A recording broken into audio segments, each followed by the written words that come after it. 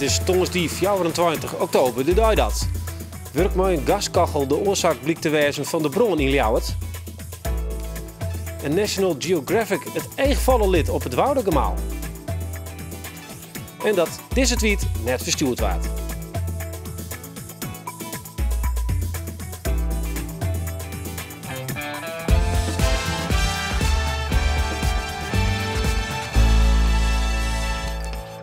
Een heel goeie joen en welkom bij Bient. Ik praat je raans met Steven Sterk en Ted Roosendaal over het theaterstuk Matahari. Ted Roosendaal mast haar letterlijk en figuurlijk bleert Jan voor deze rol. En we zijn weer bij een huiskamerconcert. Joerdgong Eddie Dijkstra bij Sint-Vensdel. Mijn man zei dat over net, ik zei begin erin. Dan wetter, hier dan wetter, maar wetter ben ik vermoed. Dit weekend begint het reetrietseizoen weer echt. Vreed, sneun en snijn binnen de NK-afstand. En TVM is als sponsor dwaande maar zijn laatste seizoen. En dus is het onwis of Big League's reetrietcoach Geert Kuiper zijn baan wil behoudt. Kuiper is nu al 14 jaar actief bij de ploeg van onder andere Sven Kramer. En speelt een hele belangrijke rol in het team. Verslagjouwer Roelof de Vries gong naar Tialf en praatte uitgebreid met Kuiper. Geert Kuiper is eerst en vooral boer. Maar ook succesvol reetrietcoach. Als rieder die hij zelfs mee onder de Olympische Spelen in Sarajevo. Als coach pakt hij een lading medailles en staat hij onder basis van de successen van onder andere Gerard van Velde, Irene Wust en Sven Kramer. Nu is Geert Kuiper dwaande ons zijn laatste seizoen bij TVM. Tegen met Kuiper praten we over zijn rol in het team, over zijn relatie met Sven Kramer, de farm van Sven en over TVM. Want na 14 jaar houdt de sponsor er mee op. En dat doet hem wel wat. Heel speciaal, want het zit natuurlijk zo in mijn systeem, TVM. De kleren die ik altijd aan heb. En dat houdt het dan in één keer op. En het is een heel skoft. Ik ben eigenlijk vanaf het begin ben ik er al bij geweest. Is dat vervelend? Hoe is dat heel naar dat dan dat bericht jou krijgt TVM ermee ophoudt? Ja, uiteindelijk was het natuurlijk heel blij geweest dat een sponsor zo lang erin bloedt. Ja, 14 eigenlijk. Maar dat is al uniek. En ja, de wie dat op een gegeven moment houdt dat op. Hè. Dus dat... Maar het gaat wel om die baan. Die dakkost. Nou ja, oké.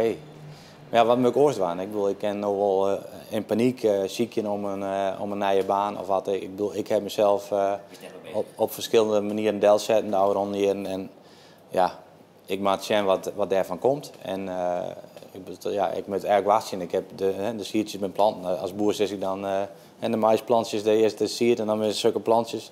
En naast 2 meter en dan wachten ze op het moment dat het er ook is.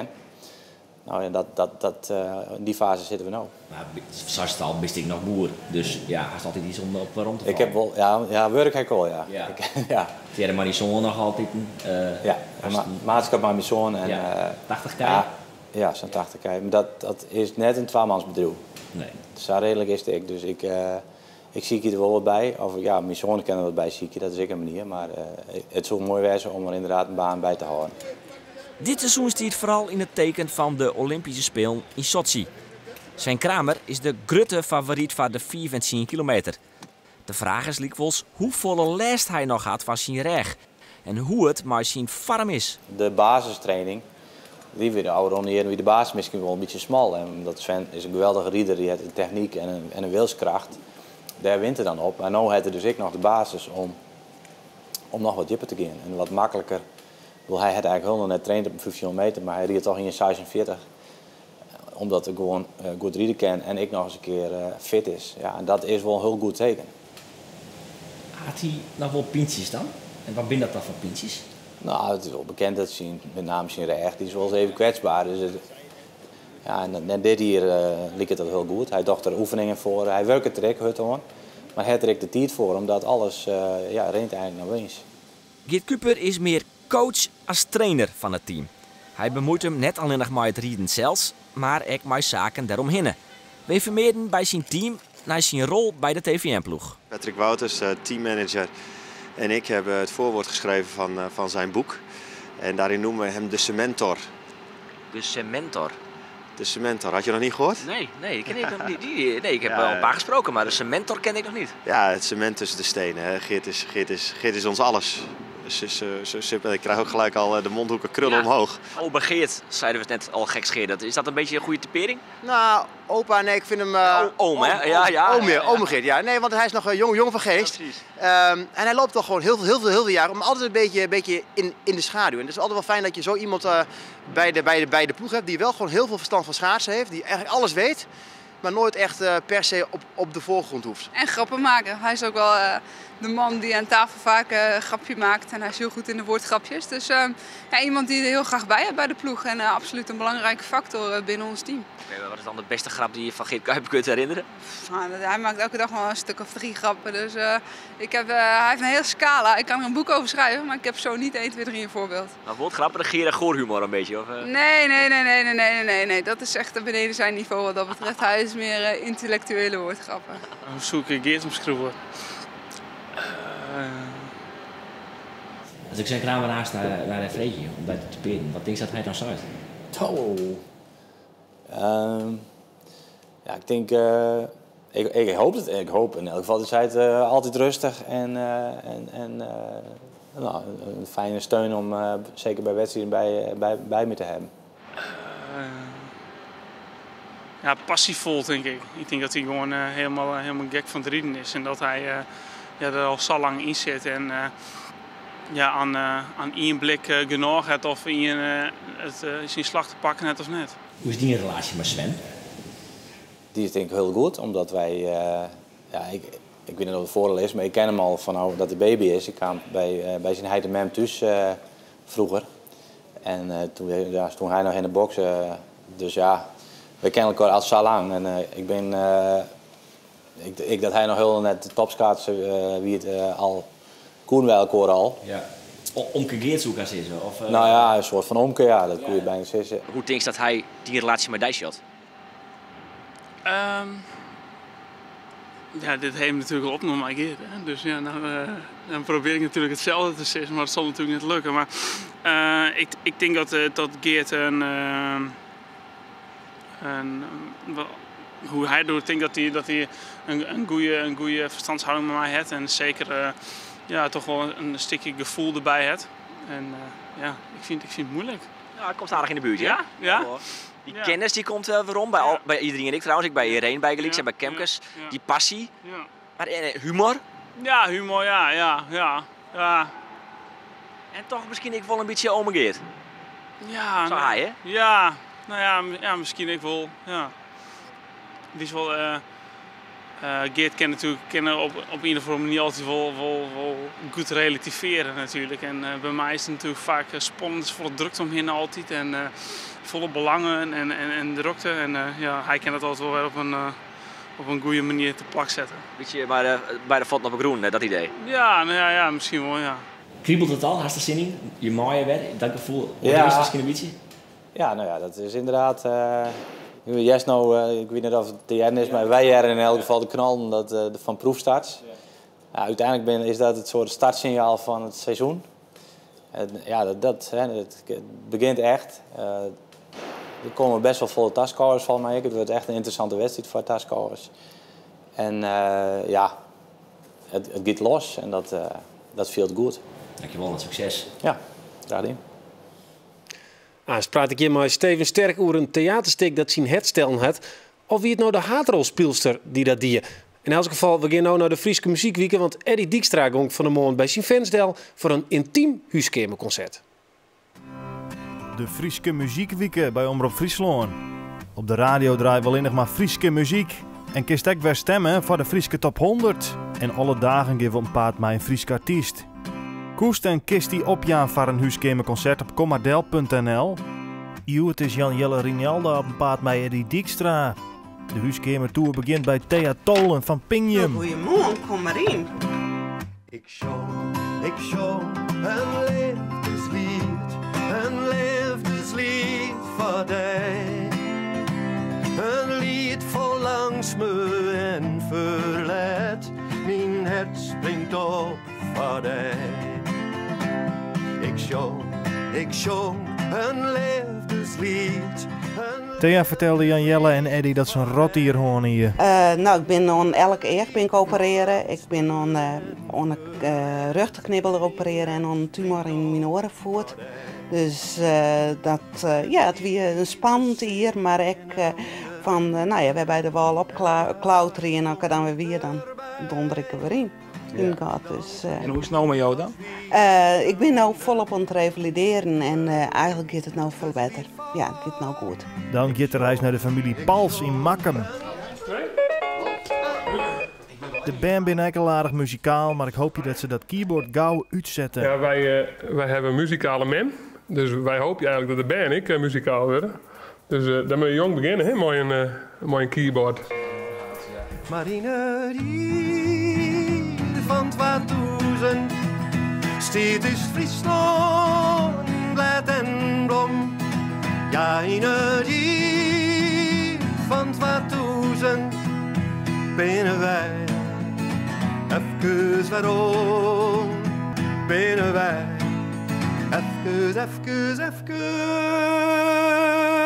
Even waarom, ja, dat was die grootste hit in de Friese top 100. Maar ik zit in de auto en ik dacht, in het jaar van 2018. Past dat net? Het jaar van 2018. Bringst hem op naar uit of net? Nee, ik breng hem net op naar huis. Nee. Ik heb wel een nieuw project. En daar kan ik nog net vol verzissen, want dat is dan een verrassing. Maar dat hoop ik wel dat dat misschien een beetje plak rijdt in 2018. Maar het is allemaal maar afwaartje. De Eddie Dijkstra Express keurt terug het Friese Loon naar Gaast. Daar winnen Tineke van Kalsbeek. Zou dit nog het telefoonnummer van Eddie Dijkstra wezen als het een boeken worst? Nee, net meer. Nee. Dat is al dat is een oud nummer eigenlijk al, hè? Nee, dat kan je nou gewoon stiefel op een website. Ja, wel even. Wat zei je? Nee, ik heb het even onder de beeld zitten. Oh. En Maaike Visser van der Baan is de Germa Herman 169 jaar oud. Maar ze wil je wel graag even bijwerzen. Mijn man zei dat over net, ik zei bij kinderen. En dan wetter, hier dan wetter, maar wetter ben ik vermoed. En was nog bij het slotconcert wezen van de Muziekweek bij Geert van Thun. Bij Iris Kroes, Johannes Riepma en Vangrail. Jou dan antwoord op de vraag: hoe heet het eerste album van Iris Kroes? Mail die antwoord naar bient@omroepfriesland.nl. Sjoch mooi weer, want dan ben we op een paard met Marcel Smit. Die heeft een prachtig vers geskeurd. Ik weet niet meer hoe het gaat, maar het is achterstevoor of achter. Nou ja, een prachtig vers. Maak je momentje, stel die vers was jongen. We gaan verder, want haast 100 jaar na haar versterren is Mata Hari weer volop in het nijs. Vanzelfs trog de bron in haar beddenhoes in Ljouwert, maar ook vanwege een theaterstuk Mata Hari, dat nou in de Friese theaters te zien is. Ted Roosendaal speelt de spionnen en Steven Sterk, die zegt dat stuk, die ging erheen en die is er weer helemaal slecht van en uit te schroeven.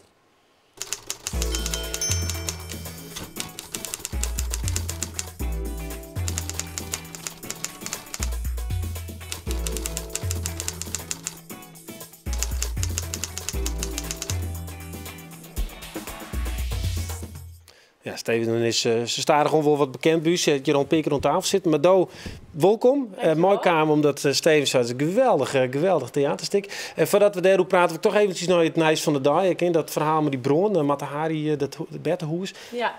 Had hij dat nog dwalen?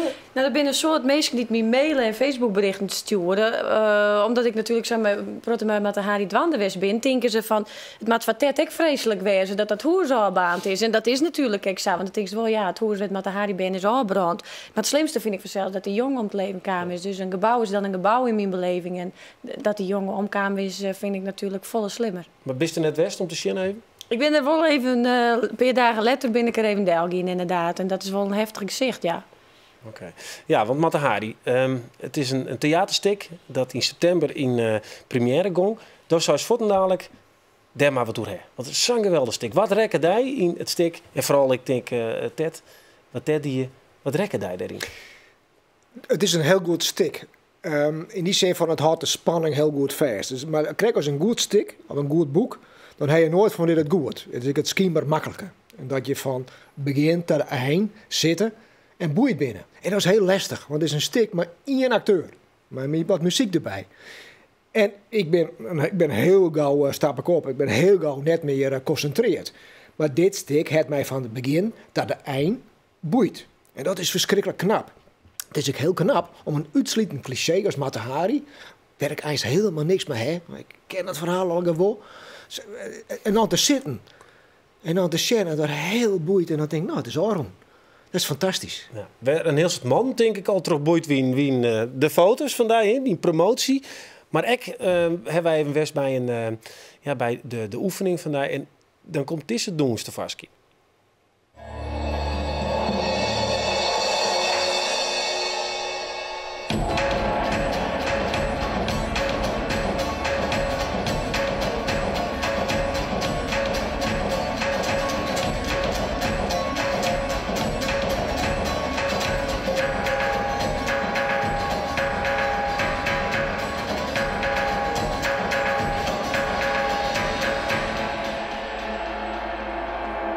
Ja, Tette moest letterlijk en figuurlijk in de bleerte kont om dit voor altijd wel, hè, gast?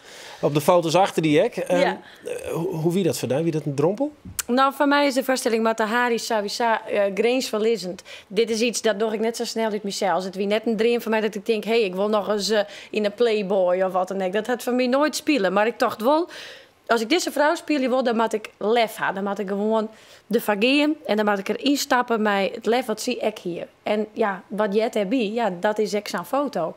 Dus ik ga mezelf erheen zetten en dacht, als ik het doe, dan doe ik het goed. Ja, nou, het is een mooie foto. Het is de flyer om mensen naar het theater te loeken, dus dan mat je wat.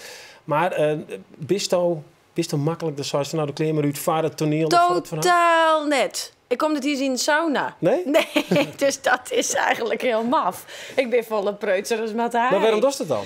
Ja, collega's van mij die me van vroeger kennen. Ik ga natuurlijk in al die shows zitten. En dan had ik achter de schermen in de ene jurk naar de andere jurk. Dan ging ik altijd correct even in een hoekje dat net iedereen me zegt. Dus die zorgen die foto niet denken. Hé, Ted, wat was nou die? Maar die weten wel dat ik heel veelzijdig ben. En heel via in wat ik creëren wil. Dus als ik denk van, dit is het, dan doe ik het zo. Hier ik een hele lelijke vrouw spelen maten, dan wie ik daar helemaal vergeten. Ja, en ik 200 kilo en dan in de blitsie ik? Nou ja, ik weet dat als die film Monsteroids jong had. Ja. Die vrouw is prachtig, maar die had een afschuwelijke rol spelen. Ik kan me dat wel voorstellen. Dat is van, als die een deel zetten was, dan moest het vergeten. Dan moest het goed doen of dan moest het net doen. Dus ik ben van Mata Hari gewoon helemaal gaan. En hoe wie het voor de familie? Nou ja, ik ben dan wel weer een familiemees. Dus ik ga eerst wel met de familie erover van wat vind je hem ervan als ik dat doe?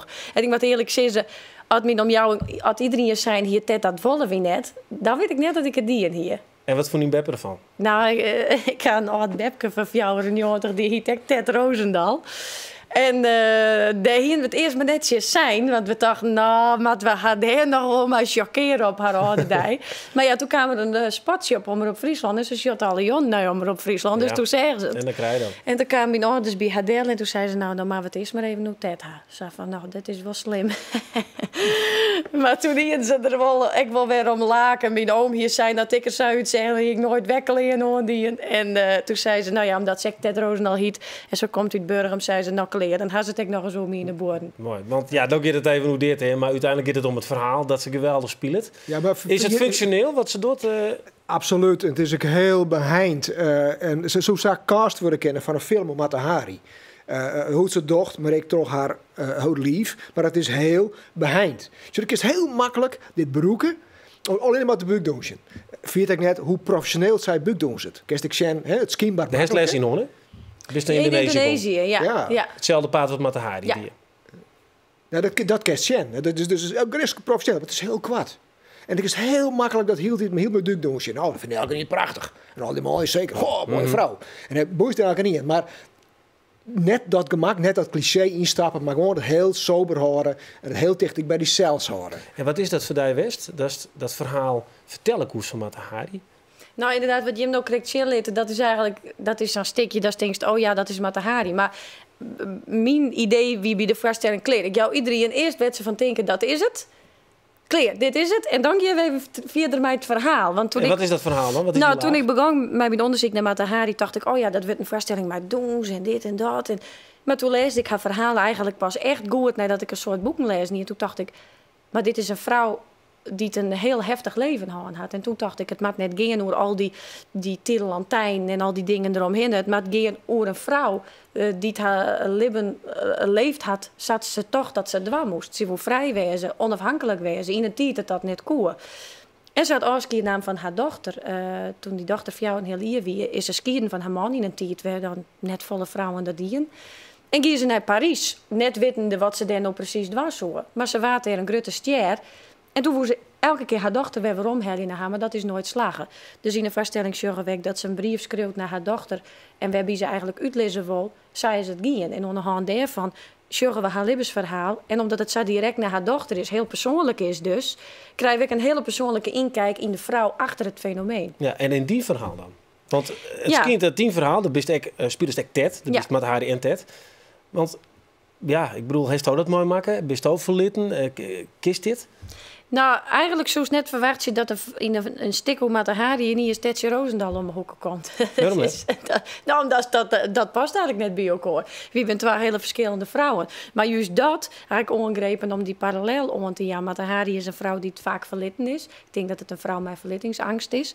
En dat had ze opvult door de enige emotie die ze vertrouwde, lust, om daarop te stuwen. En ik ben een heel oor soort vrouw. Ik heb een hele oorachtergrond, een hele veilige, vertrouwde achtergrond. En ik vertrouw op ooremoties als op dat. Maar Steven, had je dan in het publiek zitten en dus zit toch eigenlijk dus een beetje een chinstreet in. Aan de ene kant met een preut famke spelen dat ze een lustige vrouw is. Ja, dat juist net. Nee, dat juist helemaal net. Is dat misschien jullie tot de kunst? Ja, ze spelen het volwaardig en ze brengen het heel volwaardig naar haarzelf waarom. En dat kun je heel makkelijk uitpakken. Ik heb een hele psychoanalytische verhaal houden, hoe thuis en die vrouw. Dat doet ze net, ze houden het heel sober. En het is heel knap, in die beschrijving zeigt zich de meester, zei dan altijd de beheinen in de dingen. En dus ze houden het heel dicht bij haarzelf, maar pakt het net heel clichématig uit. Nee. En maar wat voor gevoel stapte ze dan in de auto? Wat heeft dan van haar leerd bijvoorbeeld? Of heeft haar beter kinderen leerd? Nee, maar ik heb vooral een respect gekregen voor de kwaliteit als acteur. Helemaal alleen daar op het podium? Ik denk, je zit een acteur, je zit een heel groot talent. En ik ken natuurlijk al jaren dingen van Ted, jongen. En Ted is heel expressief, lyrisch. Maar wat ze hier doet, is echt een stap verder. Een stap naar het actricewezen. En dat is een geweldige prestatie. En ik zei correct in Ted van, Wustel was vregen of terug een oren zeilskip om te acteren. Maar dat is net het geval. Ze zitten wat stil, maar die grote eigenaar die Sjem, wat doet het maar? Dat is zulke complimenten krijgt. Nou, dat vind ik onvoorstelbaar. Ik heb van Steven een hele mooie mail gekregen nadat ik de vaststelling speelde hier. En ja, ik zit het maar zo. Een week voordat ik in première ging, zei ik doe dit nooit weg. Ik vind het verschrikkelijk. Want ik speel het net alleen nog. Ik had de vaststelling skreun, alle lieten skreun.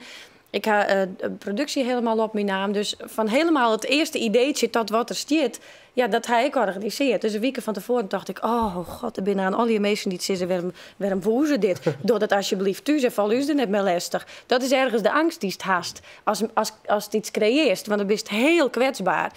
En als dan juist van mensen als Steven, die toch al een hele protectie had, dat het hun zo pakt en dat jerk ik van de oordemeesken en dat het ze dus bericht en dat het oorkomt, het verhaal wat ik oerbrengen wil. Ja, meer is net wel als theatermaker. Ja. Ik denk dat de mensen thuis nou graag weten willen wanneer ze te zien is. Nou, dat is Sneun. Sneun is Matahari te zien in de grote kerk in Sint-Jabek. Tieren dank dat je hem hier komen wonen om daar te vertellen. Steven de Bisje roet 2 weken weer, maar een heel soort cultureel nice, zal ik het zeggen. Dit is Bient van nou. Morgen ben we er weer. Dus ik wens je een hele nog jong verder.